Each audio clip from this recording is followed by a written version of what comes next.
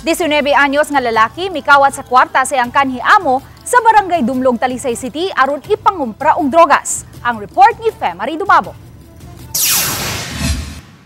Nadakpan ang 19 anyos ng lalaki humanlong kabang panimay sa Osaka Village sa barangay Dumlog, Dakbayan sa Talisay, gahapon sa kadlawon. Ang sospek ilang si alias Josephus, kasamtangang nagpuyo sa barangay Haklupan, Talisay City, ug lumad nga taga-lungsod sa Dumanhog. Midangop ang 69 anyos nga biktima ngadto sa kapulisan human madiskubre ang hitabo. Sa investigasyon, nabantayan sa Talisay City Police nga gipugo sa sospek pag-abli ang bitana sa pansayan, diin siya miagi. Mato di Police Lieutenant Colonel Myla Maramag, Hepe sa Talisay City Police, nga familiar na sa sospek ang panimay sa biktima kay kanhi kini katabang o gitaktak lang sa niaging buwan. Moy hinungdan nga yano ra kining nakasud og nadumduman ang gibutangan sa 160,000 pesos nga salapi sa biktima. Pinaagi sa kuha sa CCTV footage, nakit-an ang dagway sa sospek. Hinungdan nga gihimo ang hot pursuit operation ug malampusong nasikop si alias Josephus ganihang kadlawon. Hot pursuit operation to siya. So yesterday, nahitabo mga 4 a.m. niya, about 2 hours after, nag-report dayon ang hingtundan. And then we did a follow-up operation on it. And then it resulted to positive results din na na-aresto na to ang suspetsyado mga walay 24 hours. Giangkon sa suspetsado ang salaod kinsa matud pa niya nadala lang siya sa galgal sa tulo niya ka mga higala nga manguha og kwarta aron ipamalit matud pa og illegal nga drogas. Nadagos kong kauban. Anak, pila ka ba kauban ni mo ato?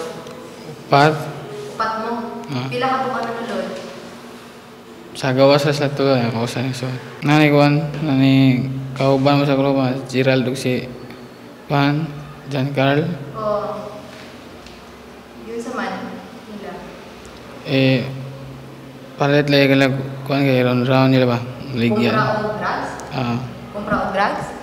Gibahinan matud pa niya og 80,000 pesos ang iyang mga higala aron ipangkumpra og illegal nga drogas. Gibahinan usab niya sa kwartang iyang kapuyo nga gipamalit og tulo ka mga cellphones, sinakong bugas, mga sandal, sinina ug uban pa. Na-recover na lang nga kwarta nagkatidadugdulan sa 14,000 pesos. Pasay lang.